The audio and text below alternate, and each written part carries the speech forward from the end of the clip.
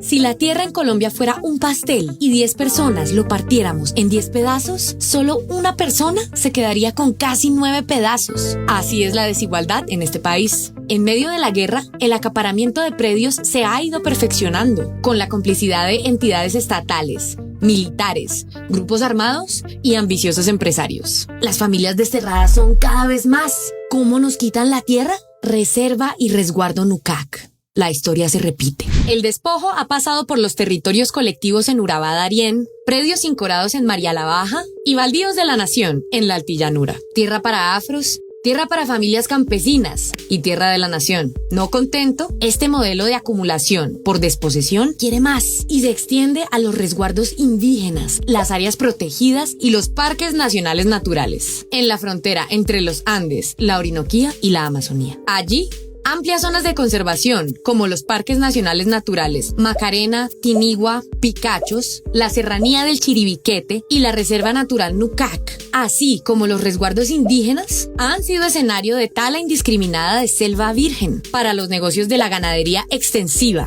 el narcotráfico, la siembra de palma, eucalipto y chontaduro.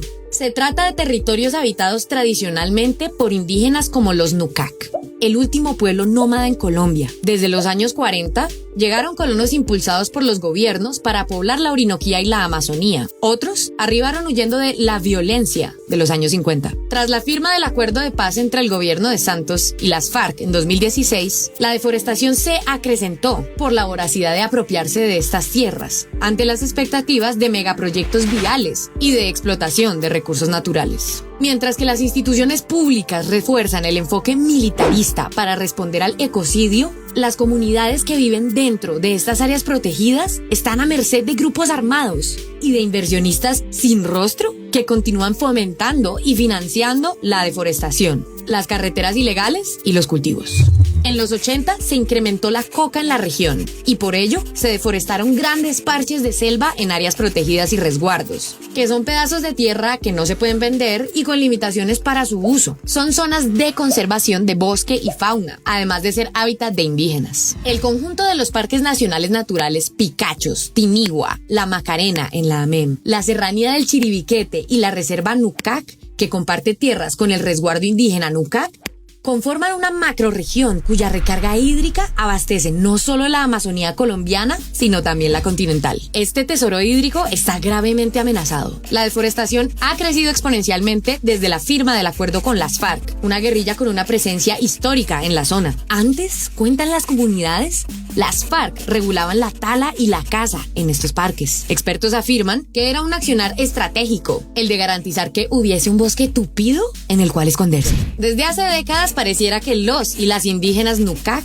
llevan las de perder en esta historia. Por su primer contacto con colonos en el 88, la etnia sufrió una grave crisis de influenza que cobró la vida del 40% de sus integrantes. Su resguardo, creado en el 93, fue ampliado el 18 de diciembre del 97. Ese mismo día se creó la zona de reserva campesina del Guaviare, que se superpone con parte del resguardo. 30 años más tarde, no se han delimitado ni demarcado estos territorios. Entre tanto, se acrecentó la colonización y la conformación de veredas de colonos dentro del territorio Nucac. Las antiguas FARC fortalecieron su presencia tanto en el resguardo como en la reserva natural, promoviendo la siembra de coca, reclutando niños, niñas y adolescentes como raspachines, abusando sexual y laboralmente de las mujeres y minando la zona para impedir el ingreso de grupos armados legales e ilegales. Ese mismo año, en el que también ocurrió la masacre de Mapiripán, los paramilitares empezaron a disputarle la reserva y el resguardo a las FARC. Entre el 98 y 2007, por lo menos en 5 ocasiones,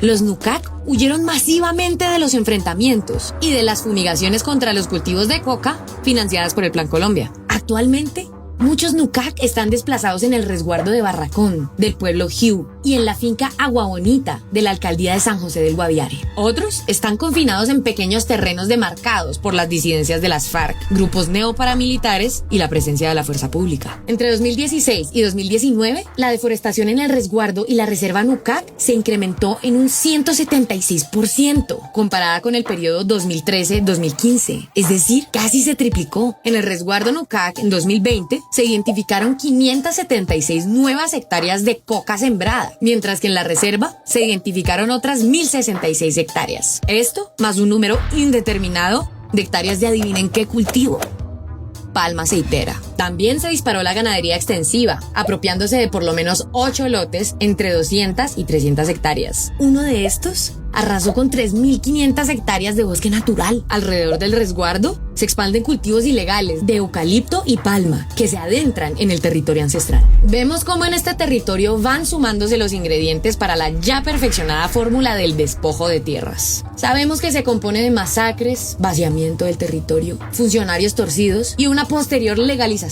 de la tierra robada. El desplazamiento de Nucax ya ocurrió y continúa. Sigue también la oleada de asesinatos y amenazas a guardaparques, líderes ambientales, reclamantes de tierras, colonos en procesos de sustitución de cultivos de coca y excombatientes de las FARC, además de la violencia sexual hacia mujeres indígenas. Hablamos, por ejemplo, de la violación durante 4 días de una niña Nucac de 15 años al interior del batallón de infantería 19. También del asesinato del excombatiente Juan de Jesús Monroy Ayala, Albeiro Suárez, la quema de la cabaña de guardaparques en el Parque Nacional Natural Picachos, la operación militar Artemisa en el Chiribiquete y la judicialización de colonos que vivían en la zona incluso antes de que fuera declarada área protegida. Múltiples negocios agroindustriales ya echaron raíces en la zona, pero el origen de los dineros para lograrlo aún es desconocido. Está por verse cómo es que van a legalizar todos estos predios y de la mano de cuáles funcionarios chuecos. Aunque para varios funcionarios del gobierno, los únicos responsables de esta deforestación para el acaparamiento y la siembra de coca son Gentil Duarte, Iván Mordisco y John 40, jefes de los frentes séptimo, primero y 43 de las ex-FARC mafias, políticos de la región han expresado públicamente su apoyo a la legalización de terrenos localizados en los parques nacionales naturales y resguardos para su uso, es decir, para que pierdan su carácter de áreas protegidas ambiental y culturalmente. Que lo legalice. Que legalicen eso. Porque es que ya está intervenida la zona, ya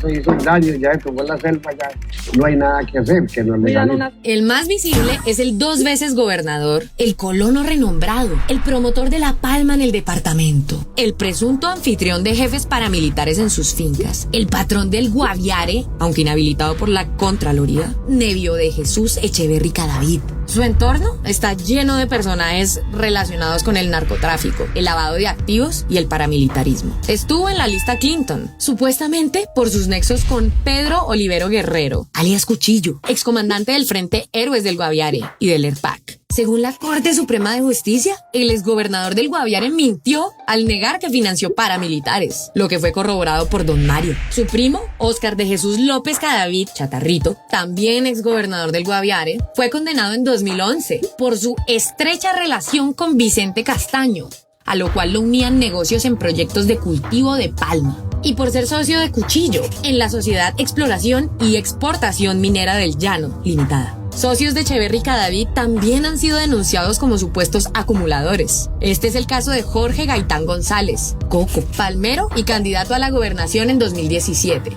cuyo padre, Reinel Gaitán Tangarife, el Gurre, según autoridades estadounidenses, hizo parte de la red de testaferrato del extraditado Daniel Barrera, el Loco Barrera. Además, según la fiscalía, junto con Otto Bula, fue testaferro de Ignacio y Juan Fernando Álvarez Mellendorf, señalados capos del narcotráfico.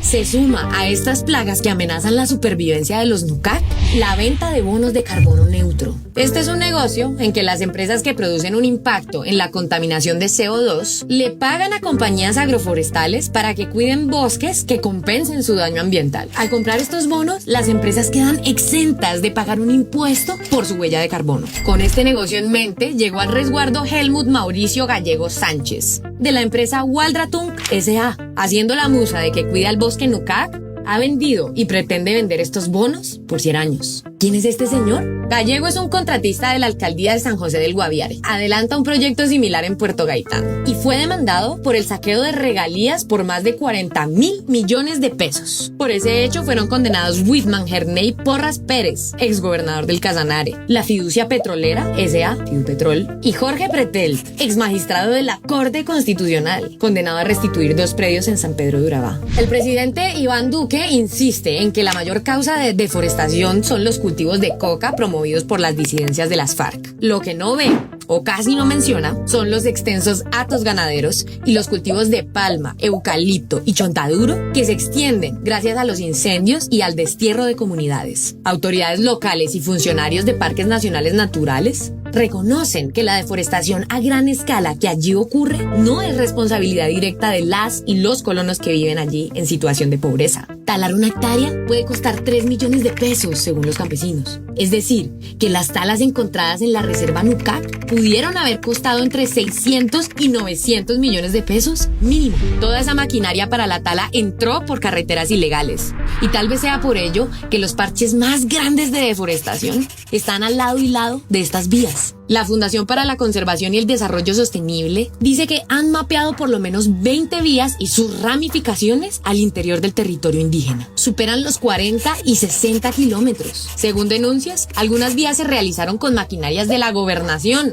y de privados cercanos al exgobernador del Guaviare, Nevio Echeverry, por la construcción de más de 120 kilómetros y la destrucción de 34.000 hectáreas entre Miraflores y Calamar. La Corporación para el Desarrollo Sostenible del Norte y el Oriente Amazónico le impuso al exgobernador y a los exalcaldes de los dos municipios una multa de 2.300 millones de pesos. Las vías ya construidas no son el único motor de deforestación. Pareciera que son igual de importantes las vías que todavía no están terminadas, como la Marginal de la Selva, promovida por Álvaro Uribe Vélez, suspendida por Juan Manuel Santos y reactivada por Iván Duque. Esto disparó el mercado especulativo de la tierra.